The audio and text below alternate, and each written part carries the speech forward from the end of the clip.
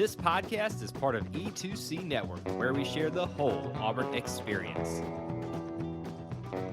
Hello and welcome to War Horses, the only college equestrian podcast that is just going to shoot right into all of the team recaps, get you up to date, and take you through all the action. I'm your host, Auburn Elvis. Let's talk about some college equestrian. Okay, so today's format's going to be a little bit different. I'm just getting back from Auburn. I don't live in Auburn yet. It's not happening until the summer, so for the rest of this season, I'm still driving back and forth and don't have a lot of time. Didn't do a script, so we're shooting completely from the hip tonight.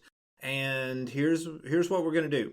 I'm just going to go through the rankings and talk about each team. Now, these will be the Auburn Elvis rankings because those are the only rankings you can trust.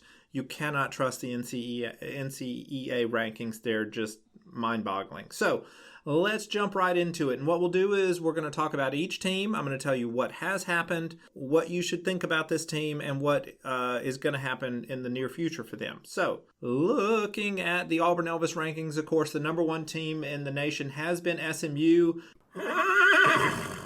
They got their first loss of the season against Auburn this weekend, but I'm still going to leave the Mustangs in the number one position. I don't have recency bias like the NCEA voters do, and so to me, the Mustangs still have the top resume, at least for right now.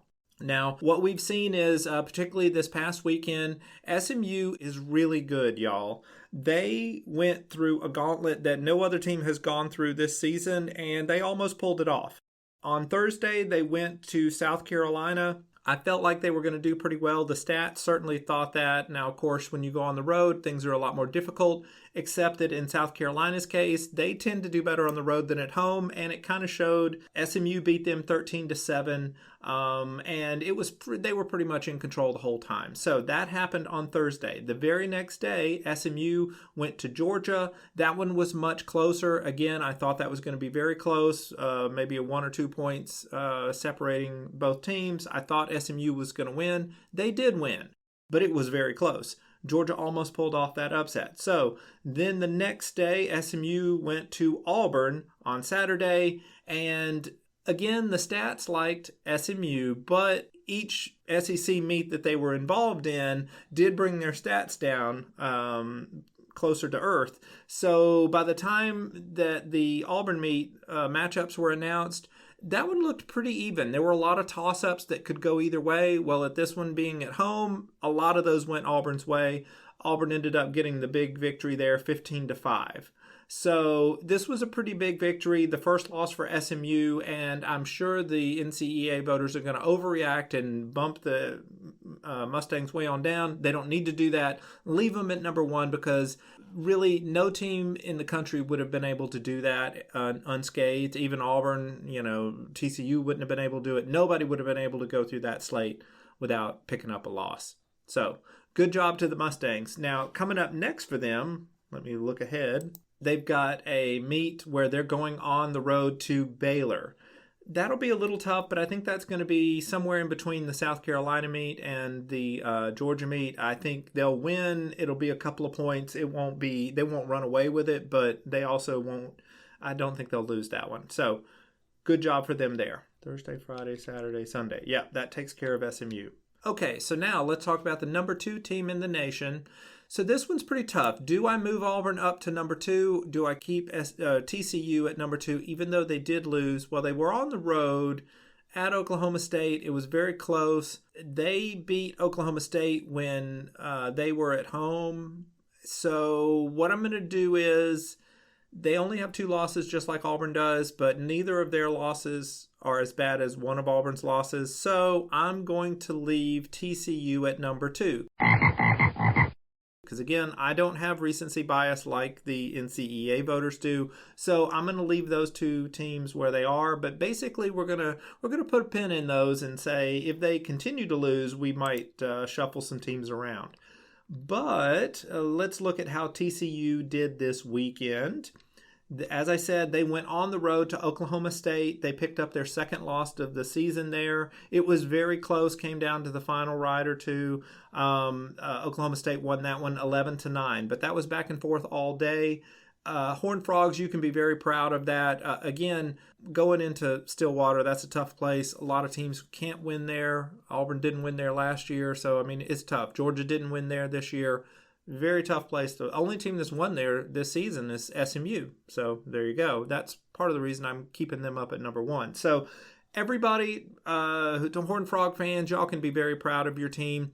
It does move y'all behind the Cowgirls in the Big 12 race, but that'll all sort itself out when it comes time to actually do the conference tournament. Looking ahead for TCU in a couple of weeks, you're going to host Baylor.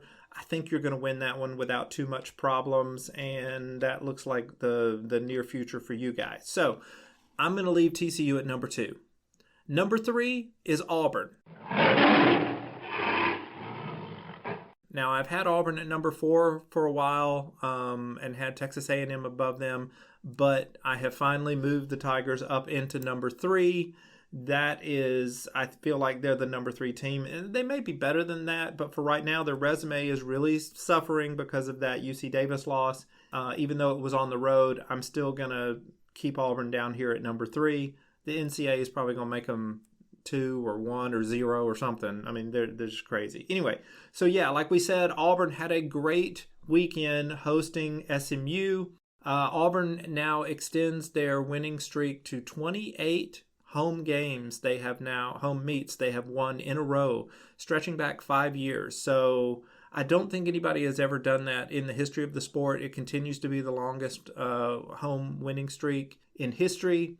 And it actually is technically 2 meets longer because last year's SEC tournament was in Auburn and they won both of those. So you could say that they actually have a 31 meet winning streak. Or no, would it be 30? Anyway, you know what I'm saying. It's 28 right now. It's going to be 29 most likely when South Carolina comes to town on Friday. So looking ahead for the Tigers, yes.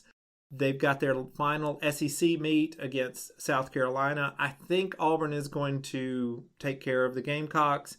Even though the Gamecocks tend to do better on the road, Auburn is nigh unbeatable at home. At least they have been for the last 5 years. So I think the Tigers are going to get it done. It's probably going to be a big win for Auburn. And there you go. Now, right below Auburn in the Auburn Elvis rankings is Texas A&M. The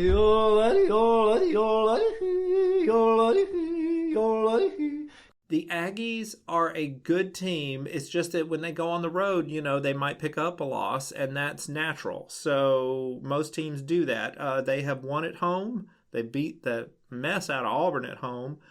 So they've looked really good. Well, they might have lost their very first meet at home, but other than that, they've been really strong. So Texas A&M, I've got them in the number 4 position. Coming up, they are hosting Georgia. I don't think there's any way Georgia's going to beat Texas A&M at home. That's going to be 3, 4, 5, 6 point difference there. The Aggies are going to roll. So that's how that's going to happen, and that will end the conference season for both of them as well. So if everything goes as we expect, Auburn will probably finish number 1 in the SEC. Texas A&M will finish 2. Georgia will finish 3. And South Carolina will finish 4. What that means is South Carolina is hosting the SEC tournament this year. So next month in March, that means that Auburn would be matched up against South Carolina, which is not ideal to face the host in the very first round. But again, South Carolina, they don't do as well at home for some reason. So maybe that's not a big deal. And Georgia and Texas A&M, yeah, they're going to fight it out, and somebody will emerge victorious from that, and they will play the winner of South Carolina-Auburn, which will probably be Auburn. But anyway, so that's probably what you're looking at there. Looking ahead at the Big 12 tournament, it's basically going to come down to TCU versus Oklahoma State. It's at Oklahoma State, but of course, when you do the conference tournament, it's you do it at a certain location, but you try to make it so that the horses you're competing on are not being used are not from those 2 schools. So if, for example, you had Baylor and TCU riding against one another, you would use horses from Fresno State and from Oklahoma State in that meet. Now, again, by the end of the tournament, when horses start getting tired, you're going to put whatever horse in there that's ready to go. So you could get a few horses in there that were from the team, but that could happen for either team. That might not be the home team. It might be the away team who gets that advantage. You just never know. So I'm going to say, you know what? I'm going to say TCU is looking like they will probably win the Big 12 tournament, even though it's at Oklahoma State. So we'll see how that goes. But that's kind of my far into the future prediction there. Looking back at the rankings, I next have Oklahoma State. Yeehaw! Here we have the Cowgirls. Like I said, they just beat TCU at home. Nice win. It was a 2-point win, but hey, you'll take any win in a conference situation, especially when you're hosting the number 2 team in the nation. So they got that big upset. Looking ahead for them, Oklahoma State is now going to go out to Davis and play the Aggies. And let me tell you, the Aggies are tough. They knocked off Auburn. I don't think they're going to beat Oklahoma State, but they might. I mean, they could pull the upset. I just don't think it's going to happen. And then after that, Oklahoma State's going over to Fresno State. You know, Fresno State could upset them, but I don't think they will. TCU didn't have much trouble with Fresno State in Fresno, and I don't think the Cowgirls will either. So I think they'll end up, winning that when it comes around time for that to happen. So that pretty much catches you up on Oklahoma State. Now let's talk about the number 6 team in my rankings, which is Georgia. So the Bulldogs have been up and down this season. They don't have a just, drop your jaw type win that you can look at and say, wow, that's amazing. If they beat Texas A&M coming up this weekend, then that would certainly be one of those kind of wins where you'd be like, wow, I can't believe that. So I don't think it's going to happen. That's how much I don't believe it. Georgia is a fine team at home. They're certainly a very stout team. We saw that against SMU this weekend. They almost got that upset, didn't quite do it. Going on the road, Texas A&M is going to be really tough. I don't think the Bulldogs are going to get that win either. So looking ahead at what they're going to do, that pretty much closes out their season until the SEC tournament, and we already talked about what they will do. But I will say Georgia is solidly in the playoff. They're not going to drop even if they lose, out. They're still going to be in the top 8. So they've earned that much. The next team to talk about is South Carolina. So I have them at number 7, and that's where they should be. It would be really great if they won one more. But again, they're going to face Auburn this weekend, so they're probably not going to get that win. And then they'll turn right around and most likely face Auburn in the SEC tournament. They probably won't get that win either, but there's a consolation meet where they will play the loser of Texas A&M and Georgia. So I could entertain a situation where, say, Georgia, Texas A&M, just really do a knockdown, drag-out meet on Friday, and the loser of that is a little disappointed, whereas the Gamecocks are not as disappointed because they kind of imagine that might happen to them. So they might go into that consolation meet just fired up and with the home crowd, get the win against, Georgia or Texas A&M. And if they do that, that would certainly boost their resume and solidly keep them in the playoff. If they lose out, they'll be on that bubble, but I think they will still make it anyway. Because again, they've done better than, say, Fresno State, which is or UC Davis, which is kind of the 2 teams that are in contention to bump them. But South Carolina has a couple of wins that are noteworthy. So I like where the Gamecocks are, and I think they could get us one more win here. Get themselves one more win in the consolation meet of the SEC tournament. We'll see. Next team is number 8, Baylor.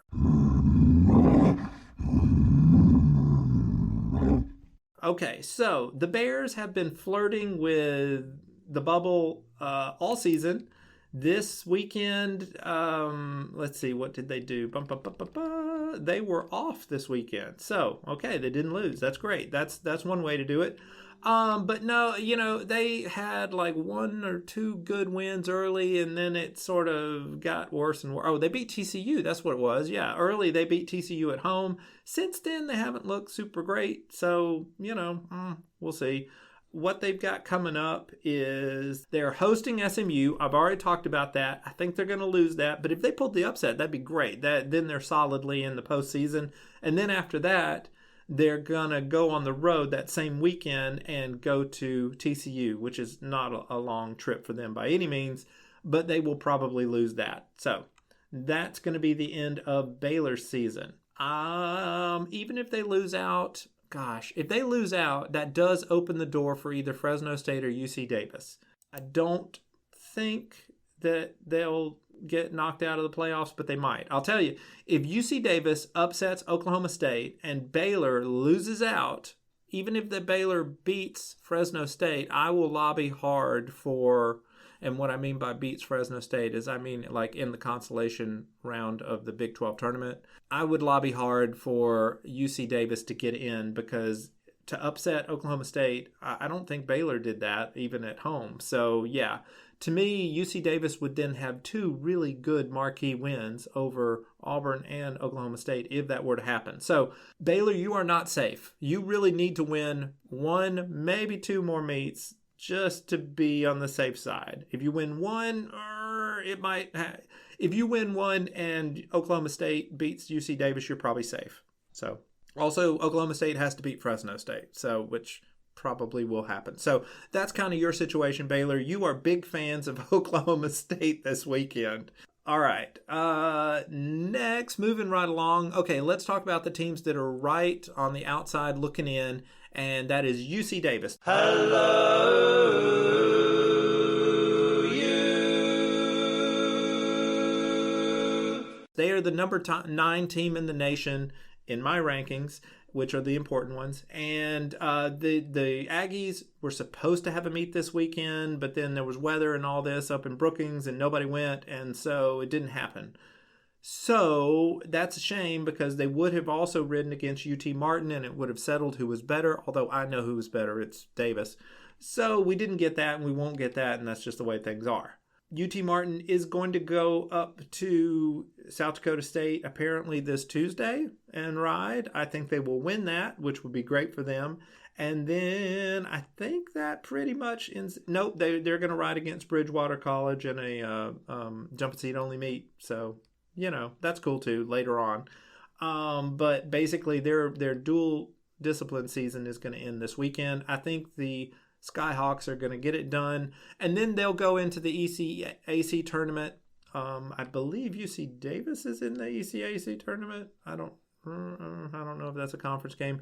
Anyway, I'll just say, all right, you know what? We'll say an if-then statement.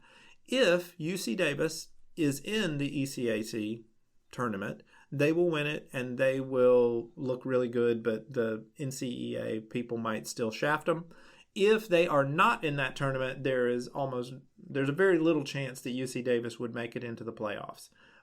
To UT Martin, I don't think they're going to make it into the playoffs, even if they win the ECAC. It's just tough. So, but you know what? We're not talking about UT Martin. We're talking about UC Davis. I don't think they're going to beat Oklahoma State, and yeah, so that's kind of what's happening for them.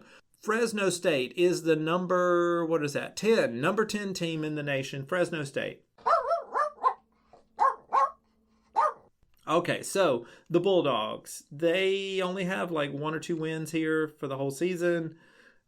And I think one was against South Dakota State and the other was against Minnesota Crookston. So not super prestigious. Or maybe they beat UT Martin. No, maybe they didn't. You know what? It doesn't matter. They haven't done a whole lot of winning, and I don't think that's going to change anytime soon. Sorry, Bulldogs, this is not your year. I think what will happen is you're going to lose out, and then you're going to get into the Big 12 tournament. I think you're going to lose that first game. And then in the consolation meet, maybe you can slip up on Baylor and catch them napping and, but you're still not going to make it in. I don't think the NCEA is going to put you in over Baylor, even if you beat them in the consolation round of the Big 12 tournament. Sorry, it's not your year. Okay, moving right along. UT Martin. I've talked about you at length already. You are the number 11 team. You're good, for the smaller schools, but man, there's just so many really excellent squads above you, and I'm sorry, I don't think you're making it in. Sorry. Moving right along, Delaware State.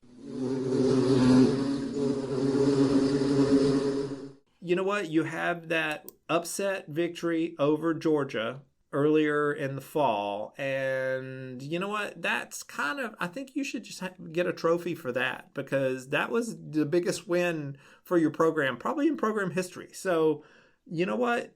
I would play some reruns of that and all. Now you're going to go into the ECAC tournament and all of that, but just have fun with it. All right, I was wrapping up the episode and realized I totally forgot South Dakota State.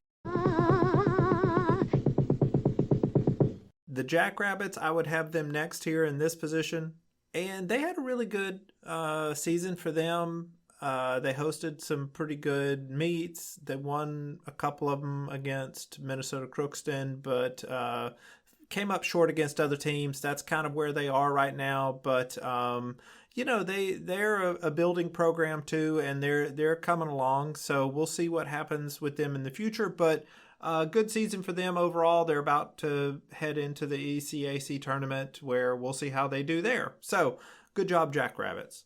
Next, Minnesota Crookston. Okay, yeah, another small school here, a young program. They're the only winless program remaining in the country, and you're probably going to finish it out that way. Sorry to tell you. You have a chance in the ECAC tournament, but I just don't think it's going to happen for you. But that's okay. Y'all are gaining experience. You're recruiting, you're building the base of talent, and who knows. But this is a good building block for y'all to maybe turn some heads next season. So those are all of the dual discipline teams. Now let's talk about the single discipline teams. When we came back after the winter break, I promised y'all that we would do a quick recap of all the single discipline teams, and I never did that, and it's partly because they weren't doing a lot of riding. Well, now they're doing some riding, so let's talk about them. So, number one single discipline team is Lynchburg. Okay, for years it was Sweetbriar. Then Lynchburg went and won the whole darn thing last year, and so now they're number one. They played Sweetbriar in the fall, beat them again, and you're like, all right, Lynchburg, it's the Lynchburg's world, and everybody else is living in it. Well, now they get into the spring and they ride against Sweetbriar, and just when you thought you had everything figured out, Sweetbriar pulls off the upset. Now, it was at Sweetbriar, so again, that makes it a little bit easier. Lynchburg, I'm going to leave at number one. Even though they lost to Sweetbriar, I think they've earned it. They both traded victories, and they are the reigning national champions, so let's just give it up for them. All right, Lynchburg, you're number one. What have you got coming up? Looking at the calendar here, you don't have too much. You've got, you've got Bridgewater, so yeah, you're going to beat them. And then you go to Oklahoma State. All right, you're going to lose that one. Okay, so there you go. That's kind of what's going to happen for y'all. But you'll have some little tournament that you will do. No, I don't want to be diminutive. That you will have a very important tournament for single discipline teams in which you will probably dominate unless Sweetbriar's in it. Then who knows who's going to win that darn thing. So, but you're in the playoffs. Only 4 teams for the single discipline, and you are in it. You're probably going to finish the number 1 seed. Sweetbriar is our number 2 team, but it's a very close number 2. They could pull up and get in there and be number 1 if the things break right for them. So Sweetbriar had a really good weekend this weekend. They, you know what? Go back to Lynchburg. They beat the heck out of Dartmouth. And then what else did they do? That's pretty much it. Well, that's a pretty good weekend. And then Sweetbriar beat the heck out of Dartmouth. So Dartmouth was kind of everybody's punching bag this time. And so yeah, that catches us up on Lynchburg. So yeah, Lynchburg had a great weekend. So did Sweetbriar. That transitions us back into number 2. Sweetbriar also beat Bridgewater. Had a little bit of trouble with Bridgewater, which historically they have, but they beat them. So again, the NCEA won't have to go 2 weeks later and erase this Bridgewater victory. That won't have to happen this year because Sweetbriar beat them straight up this time. It looks like the Vixens are going to be hosting Berry College, which, if you remember, back before the season began, we had all this excitement about Berry College was going to be joining the NCEA, and they were going to do it as a dual discipline team. Well, okay, they haven't ridden yet, and the only teams that they're slated to ride are single discipline teams. So it could be that they're going to join dual discipline next year, and right now they're just doing single discipline. I don't even think they're necessarily going to be in the playoff or in the conference tournament at the end of the season. This is kind of a warm-up season for them. So no idea what to expect. If you recall last year, and I alluded to this earlier, back when Bridgewater first came on the scene, they upset Sweetbriar, and then that meet got erased. So maybe Berry will upset Sweetbriar, and then it'll get erased as well. But so we got Berry College against Sweetbriar, and then we have Berry College is going to ride against Bridgewater College. Oh, that should be very interesting. Okay. And then that looks like that's all Berry's going to do. So just those two meets. Okay. Well, good job, Vikings. All right, so I didn't mean to talk about Berry College because I would put them actually last. Anyway, so that was Sweetbriar we talked about. Now let's talk about the number 3 team, Sewanee. So they were new last year. In fact, I think Bridgewater might be new from 2 years ago. Anyway, you know what I'm saying. Sewanee was new last year, so this is their sophomore season here in the NCEA, and it doesn't look like the Purple Tigers are doing much this coming up weekend, so their season may be done. So they're just waiting for the postseason. Sewanee had a pretty good season. I think they beat a couple of teams and lost to the teams that were above them. So number 3 is where they deserve. So good job, Tigers. Next, number 4, I am going to say is, you know what? I had Dartmouth, but I'm going to move Bridgewater up there because of how well they did recently against Sweetbriar. Also, I can't remember the last time Bridgewater and Dartmouth rode. Dartmouth probably won, but since I can't remember it for sure, I'm going to go ahead and bump Bridgewater up into the number 4th position. Now, again, things could change because, again, we've got, we got some meets coming up. Well, I don't see any more Dartmouth. I'm sorry, I don't see... Where are my Bridgewater meets? Yes. Okay, they're going to ride against Lynchburg. They'll probably lose. And then Bridgewater is going to ride against UT Martin. They will probably lose that as well. So, okay. You know what? Oh, they're going to ride against Berry. I already talked about that. You know what? I think they'll beat Berry. All right, so Bridgewater, y'all got a win coming up, I bet. Anyway, that's where I put Bridgewater right now at number 4. Right below them at number 5, I have Dartmouth. I've already talked about them at length. You know what? They look like they're done for the season too. They're just waiting for the postseason, just like Sewanee is, and we'll see how they do. Next team to talk about would be Sacred Heart. Boy, we haven't talked about them in a long time. They did some stuff in the fall. I think they maybe beat Dartmouth when they hosted and then lost on the road to some other teams. I don't see them riding anymore in the spring. So there you go. That's Sacred Heart put out an APB for them because they are missing. Anyway, that's kind of what's going to happen with them. They'll be down there. I think they're waiting for the conference tournament as well. And if they have a great run in that, maybe they'll make it into the postseason. But looking ahead for the single discipline teams, you've got Lynchburg and Sweetbriar. They are shoe-ins.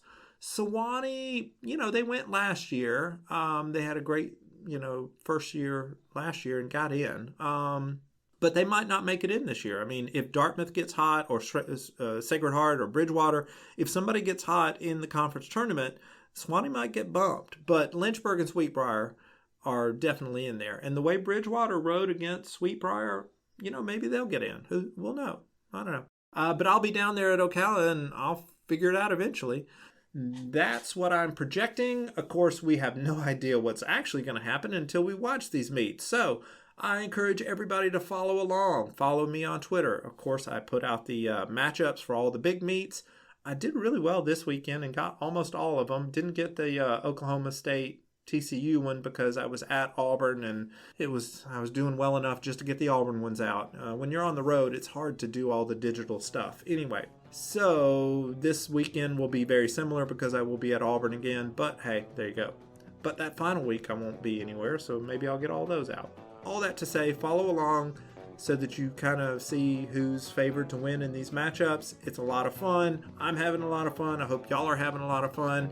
And that's tonight's episode. Well, this has been a very, chaotic episode of War Horses. I am your host, Auburn Elvis. Thank you very much, and War Horses. Thank you for tuning in to today's episode on the E2C Network. On your way out, I want to remind you to stop by e2cnetwork.com. It's your one-stop shop for all our content across our podcast, YouTube channel, and much more. To stay up to date with us, make sure you're following social media accounts such as Facebook, Twitter, and Instagram. While our content here may always be Auburn sports heavy, if it's orange and blue, it's what we do. War Eagle.